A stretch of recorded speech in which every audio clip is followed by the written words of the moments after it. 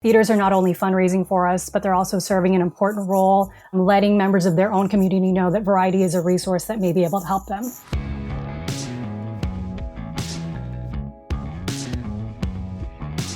This is the Box Office Podcast. I'm Rebecca Polly, Deputy Editor of Box Office Pro, the pulse of theatrical exhibition, joined today by box office analyst Chad Kennerk, who has we've had quite a week going to a lot of movies.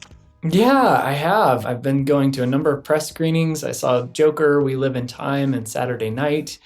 And I heard that you got out to the theater as well. I finally saw The Substance. I'm not going to spoil anything, but I've been let down by a lot of the horror Twitter, hyping up these horror movies. This is the one that really did hit. Oh, good. Yeah. Oh, I'm glad to hear that. We both love horror, and I haven't seen The Substance yet, but I love hearing when you give something a thumbs up, that's goes up higher on my list. If you love Goop, the substance, not the Gwyneth Paltrow. Right. And speaking of, obviously, the movie-going experience, our feature interview this week is with Erica Lopez, the executive director of Variety, the children's charity U.S. Chad, you've probably seen, at the box office or at the concession stand every year, they have the Gold Heart campaign. Right. Which is, you sold a pin, you can buy a pin for a $3 donation, and it goes to a really good cause of helping kids get mobility devices and transportation to the hospital and medical care and all these things. So we're seeing Wicked everywhere. Wicked was the Don't Talk PSA last night. Wicked is also the image, or rather images, on the Gold Heart pin campaign. By the time this episode's out, pre-sales will have started for Wicked. They're just casting such a wide net that it's like everybody's going to see something Wicked. I like a good candy-colored, fun movie. Yeah. And in terms of movies you saw last week, we'll be talking about Joker and Saturday Night, both later in this podcast episode. But what do you think for We Live in Time? Because I like that director. Yeah, I really loved it. Andrew Garfield and Florence Pugh together for the first time on screen, playing opposite each other was really great. And John Crowley makes some interesting films. He is reteaming with Andrew Garfield. They did Boy A, I think back in 2007. It's been 17 years. I know, I looked at Brooklyn. It was very visually lush. Yes, I really felt like everyone in this film got to have space, and it all felt like real people on screen, which is always a good thing. Like a well-rounded, lived-in experience. Yeah. Bring a tissue. That's awesome. I need to put it on. I need to put it on my list. Maybe I'll just do a 1-2 catch up with that and The Wild Robot and just weep all day. Oh yeah. Just bring a box of tissues with you. Whew. Before we get to some of the bad box office news, which we will not belabor, Chad, we had some news this week courtesy of Fandango. They're starting a new fan club loyalty program. What sort of thing are we looking at with that? Fandango's piloting a new monthly membership program called Fandango Fan Club. Essentially, for $9.99 monthly fee, they receive a $10 movie ticket promo code per month, and the convenience fees are waived. We've seen an attempt at that being made before, definitely with MoviePass. Obviously, there are a lot of theater-specific subscription programs in addition to MoviePass, so I'll definitely be curious to see how this exists in the ecosystem alongside them. People did not really take a chance over this past weekend on Joker 2. Chad, it was estimated at 40 million, and then the actuals came in lower than that, actually at 37.6 million domestic, which is, it opened lower than Morbius. I'm just going to put it like that. I'm just thinking back to CinemaCon earlier this year, the debut of the trailer. Gosh, after pre-sales came out, the forecasting just kept going down. It used to be inconceivable that this would open under 50. Right, a D cinema score for a superhero movie, essentially. I was with it the first 2/3. I think it could have built a lot more on the previous film. I think it becomes a slow burn once again, rather than kind of leaping off at the point where we left off on the first one. But for me, it was the script in that third act. It kind of negates everything that came before it. In a way, it reminds me of this doesn't happen in the movie, but it reminds me of those movies and TV shows where the character sort of wakes up at the end and it was all a dream. It has that vibe to it. And I think that's where the D cinema score is coming in. A little bit of a rug pull there. It's an interesting move for a sequel to a film that, I mean, the word of mouth really helped that one become a phenomenon of a film. Critically and commercially. Well, like we said, let's just move on from there because that is one of the great things about the cinema industry. It is never boring and we have new product every week. The week ahead, we are looking at several new titles, including the wide expansion of Saturday Night, about the first airing of Saturday Night Live. It's difficult to do forecasting for a wide expansion just because there are so many factors in play. Our estimate for expansion to wide opening weekend is 8 million to 12 million. Chad, you saw this one, I know, at a press screening over the weekend. What do you think of it? Do you think it's a good crowd movie? I think it is a good crowd movie. The crowd that I was with had a great time. It's a tight 90 minutes. It happens in real time. The tumultuous things leading up to the first episode of Saturday Night Live. Reading after the fact seems like maybe there was plenty of embellishment surrounding those 90 minutes, but it's kind of so well executed, it's hard to fault it. When it's something historically based, like it's a movie, you got to make it, but if it makes you want to read more and find out where the movie and where the lines are blurred. Yeah, exactly. Yeah, no, I enjoyed it. We'll see how that one does when it expands wide over the weekend, courtesy of Sony. Also coming out this weekend, Terrifier 3. The killer clown motif gets a second shot at it 2 weeks in a row. Right. We've spoken about the movie on the podcast before. It's we all love horror movies. It prides itself on being gory and over the top. And it's not something that I think either of us are particularly interested in seeing ourselves, but I want to see it do well. Like I really like a Cinderella story from this franchise, from Iconic Events, releasing this third Terrifier. We got a Terrifier 3 popcorn bucket. Who knew? Yeah, exactly. Yeah, I mean, that is like a masterclass in grassroots community marketing. I mean, the horror community is always really good with that, but this one, it really blew up into something big. Opening weekend, our estimation is 12 million to 18 million. Our forecasting has gone up over the last several weeks, but again, this is a movie kind of so far outside of the norm that definitely could be a different situation come opening weekend, but we'll see. Also out from Briarcliff Entertainment, The Apprentice, which is about Donald Trump and Roy Cohn and kind of the origin story of The Apprentice, the reality show. We're estimating it at 1 to 3 million, the small release footprint. And finally, in theaters this weekend in limited release, we have My Hero Academia, You're Next. We are estimating that at 2 to 5 million.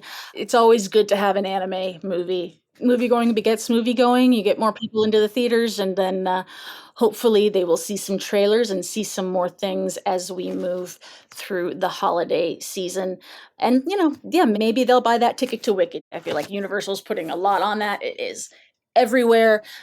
Well, we were talking about how Universal needs to reach not just the fans of that musical and that core audience, but really needs to get out there and get in front of everybody. So it sounds like, they're doing that in a lot of different ways, including the variety pins. I know, yeah. We, starting within the next few weeks, these are rolling out to cinemas. They may already have rolled out to your cinema. It's a cute campaign and it does some good. And it was really it was a good choice for Wicked, I think. It's a good fit.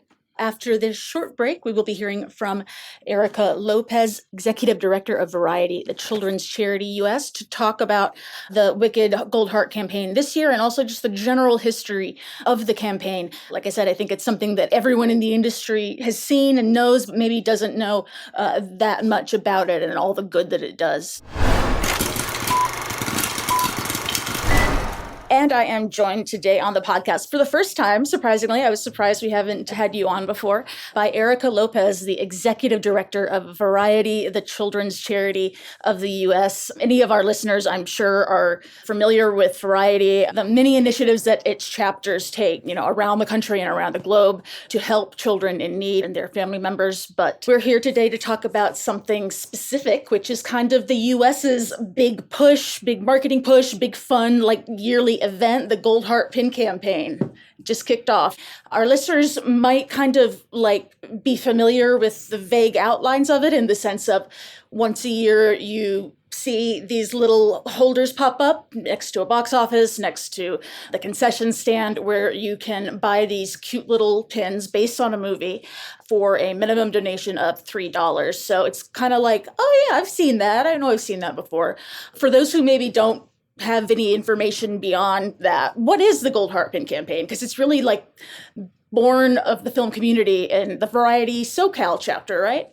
Yeah, so the Gold Heart Pin Campaign is a signature fundraiser for Variety. As you said, we do it annually in partnership with the studios and exhibitors to raise money for kids with special needs. The campaign started 33 years ago by our chapter in Great Britain, and its first iteration was literally just a lapel pin that was gold in the shape of a heart. And then in subsequent years, they used generic designs. So the pin would have like a rainbow or a handprint from a child. And then in 2002, Variety Southern California started doing the program. And Variety SoCal is primarily made up of people within the entertainment industry. So that was when that big shift happened, turning the pin from a generic pin to a movie-themed pin. The light bulb moment being, what if we sold these in theaters and we put a campaign behind the pin the same way that we put a campaign behind a film? Clark Woods, Mike McCartney, Jeff Goldstein, and Nancy Cleater were all really instrumental to that expansion. The first studio that worked with us was Disney. They let us use the IP of Mickey's gloved hand holding the wand from Fantasia. And since then, we've worked with every major studio. They've just been really, really generous about allowing us to use their IP for 24 different campaigns featuring Star Wars, Minions, Spider-Man, Avatar, Mary Poppins, and of course now Wicked, which we're going to do 2 pins, one with Glinda and one with Elphaba. So now we are in more than 1,600 cinemas throughout the United States, and it's really fun because people get very excited about it. At this point, it's really become a collector's item, and I get emails from people asking when the next pin is going to come out, what's it going to be. It's make a great gift or stocking stuffer for the upcoming holidays, and it's really just an easy way to help a local child. As you said, it's a donation of $3, which is pretty accessible for a lot of people. And over time, Gold Hearts have raised millions of dollars, which is so important because we know that it costs 3 to 4 times as much to raise a child with special needs. We also know that there's a lot that insurance doesn't pay for. So Variety really helps fill that gap to help not only the children, but also their families and caretakers. Every Gold Heart empowers kids through providing equipment such as strollers, walkers, wheelchairs, communication devices, and of course the adaptive bikes that we love to present at a lot of NATO events. We also provide services such as physical therapy, occupational therapy, and speech therapy. And we also provide experiences like Camp for Kids with Special Needs or the ability to try an adaptive sport, all with the overall goal of helping kids become active and independent and grow in their self-esteem and basically redefine their abilities. The other key piece of the Gold Heart campaign is the awareness that it brings to Variety. So we've had a lot of families call us and say, hey, I was at the movies yesterday. I saw something about your organization. My child has a disability. How can we get help? So the theaters are not only fundraising for us, but they're also serving an important role, letting members of their own community know that Variety is a resource that may be able to help them. That's great. And using that IP from the studios that's based towards kids to really help get that attention. Looking at the past at like 25 or so pins, just the picture of all of them, they're all so cute. I know anything Minions related. At one point this is still your big seller at this point? It is, yeah. We are so lucky to have such a great partner in Universal. They've been extraordinary, and they've done 5 campaigns with us, including the Minions campaign in 2015, which raised $3 million. So we're just really lucky to have a great champion in Eric Carr. And this year for Wicked, Emily McGuire and her team have been so generous and so committed to making this really successful. Well, Wicked's such a good choice because it does have a character who uses a wheelchair. The actress uses a wheelchair. Like, I know one of the themes of the film is kind of empathy and not prejudging people based on their differences. It seems like just a perfect fit. It is. So the character of Nessa Rose is a wheelchair user, and the actress who's playing her is a wheelchair user herself. She was in a car accident when she was 11 years old, and that left her paralyzed from the waist down. She was in the hospital for 48 days. her family obviously had to adjust to a lot. So Marissa is actually making history with this role because she is the first wheelchair user to play Nessa Rose. Everybody else who's played that character on stage over the last 20 years has been an able-bodied person. So it's a really big moment for Marissa in terms of like disabled representation and bringing authenticity to the role. And I'm so proud to share that in 2013, Variety actually gave a grant to Marissa and her family. Oh, that's so sweet. Yeah, it was sort of an incredible, like, coincidence isn't even a strong enough word for it to be. But we, about a month ago, realized this. So shortly after her accident, her family, as I said, was adjusting to a lot. One of the things they needed to do was modify their vehicle because obviously now Marissa was in a wheelchair. And so they reached out. They were from a small town in Wisconsin, and they reached out to our chapter in that state to see if they could get some funding, and Variety Wisconsin was able to help. I just think it's such a powerful testament to the importance of the Gold Hearts because it's that fundraising that helps us help people like Marissa and her family when they're going through a challenging time and, you know, help provide them a little relief. We're really, really proud of her. And it's very cool. When we announced the campaign on our Instagram last week, she actually shared it on her stories, as well as Cynthia Erivo and Ariana Grande. So that was a really great moment for us. Nice. I know this one's going to sell a ton. You have 2 pins, and like you said, pink and green.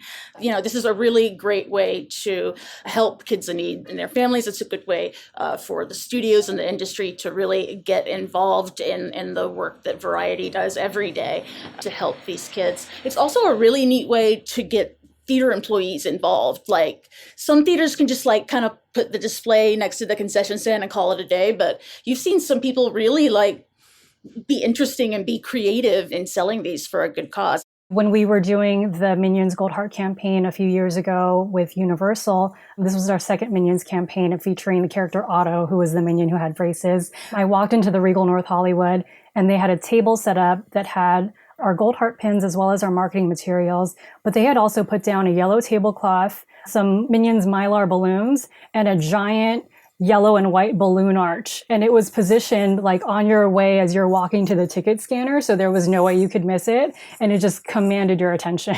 You mentioned one specific person who sold like thousands and thousands of pins. What's the deal with this gentleman? We love, love, love Ray Ellis. He's at the Cinemark in Florence, Kentucky. He's 81 years old. He's a survivor of polio and he uses a wheelchair. And he alone has sold 18,000 pins over his career. He tracks every single one. He shares it every year on his personal Facebook. So we just love how committed he is and that he's sharing that with his friends and family. So many like kids who have mobility bikes or devices, like just because of him and what he's done and the commitment that he's put into it. Exactly. I hope he's really, really proud of the difference he's made because it's huge. The Cinema West Veranda in Concord, California sold more than 2,000 pins during one campaign. So they are total rock stars as well. Oh man, that's awesome. It's you see, there can be like a little friendly competition element to it. Little competition never hurt anyone. Yeah, any theater, manager or anything listening, like 2,000 is a good benchmark number to beat. Beat this year. Yeah, go for 3, go for 5. Go for 5. It's for a good cause. That's so neat. I got to thinking when I saw the 2 pins, like you go to a coffee shop or something and there'll be the like 2 tip jars, put $1 in this one if you want that one, or this one. Like there's some fun ways to make this interactive to get people involved. There is, yeah. We really encourage everybody to get creative with it. And I think that overall, the secret sauce is not that complicated. I think it's just a matter of making a personal ask to every single customer and, just a quick pitch of, would you like a Wicked pin for $3? It supports Variety, the children's charity, which helps kids with special needs. So it doesn't take a ton of time or effort, but it does make a huge impact. Mm-hmm. And for people who maybe want to help Variety more on a more personal level, what are some of the ways that people can get involved in Variety? Because you have chapters all over the place. And obviously, like you have a presence at a lot of these NATO events and, golf scrambles and that sort of thing. What are the other ways that people can get involved? Sure. So we have 37 chapters across the world. 17 of them are in the US. So definitely find your local Variety chapter if you have one. Subscribe to their newsletters, follow them on social. You'll learn about plenty of events throughout the year that we would love to see your faces at. You can also lend your time and skills to the board of directors of your local Variety chapter, or you can be on an event committee. And if you are between the ages of 21 to 40, some of our chapters have a Young Variety, which is a subgroup for young professionals who want to network and do some good for their community. Awesome. It's always, we have the charity spotlight section in our magazine every issue, and it's always great to see the fun events that Variety gets up to, like chili cook-offs and trunk. This is a big time of year for you because I feel like Halloween and Christmas is when a lot of these chapters really rev it up. Yeah, I mean, it's a fun, festive time. There's going to be a lot of kids enjoying Halloween and holiday parties over the next couple months. We've also got some fun standout events. So Variety of Philadelphia has our annual Holiday Lane. Variety of Philadelphia actually has a camp. So they've got all these cabins that they're going to decorate. There'll be seasonal crafts, live entertainment, characters walking around to take photos, things like that. It's going to be really fun for everybody. Variety Detroit has an Adopt a Child program, so you can adopt a child or multiple children and provide holiday gifts of clothing, toys, and other essentials. They're also doing a Santa's workshop where for one morning, everybody gathers in one spot. They'll have festive music and food, and everybody wraps presents together that will be delivered to local children. Variety Iowa has a radiothon coming up. The goal of that is to raise money for everyday expenses. So things like a gas card for travel to doctor's appointments, or even a birthday cake for a child who has to be in the hospital for their birthday. And then finally, one of my favorite events here in LA is the Variety Southern California Heart of Show Business Luncheon. It's 400 entertainment industry folks at the Skir Ball, honoring someone in the entertainment industry for their commitment to the causes and mission of Variety. It's great. Like you mentioned, it's a great way to network if you attend one of these events, or just to help provide somebody with like something that they would take for granted. Like you said, a birthday cake, or like transportation or housing if you need to have some treatment at the hospital or something like that. It really does make a direct impact. Those $3 with the Gold Heart Pin campaign really do add up. They do, yeah. So theaters should have the pins now. I know the campaign kind of started last week. Are they rolling out? You should be seeing them soon, if not now. Yeah, they'll be rolling out over the next few weeks. And so we anticipate that every theater will have them by the end of October. Awesome. And then you have Wicked coming a couple of weeks after that. And I think this is going to be a really good year for you guys. I can feel it. Me too. We're very excited. Well, awesome, Erica. Thank you so much for joining us and telling us about the Gold Heart Pig campaign. It's always a really fun thing seeing the history and the good things that this industry gets up to help those in need. Thanks so much for having me. We have a lot of fun. We do a lot of good. We hope you'll join us. Thank you for tuning in to this episode of the Box Office Podcast. Thanks to Chad Kennerk for joining me this week, as well as Erica Lopez of Variety, the children's charity US, speaking about this year's Gold Heart campaign. The Box Office Podcast comes out every Thursday, so please like and subscribe. Box Office Podcast is co-produced by Box Office Pro, the Box Office Company, and Record Edit Podcast. Thanks so much for listening, and have a great rest of your week.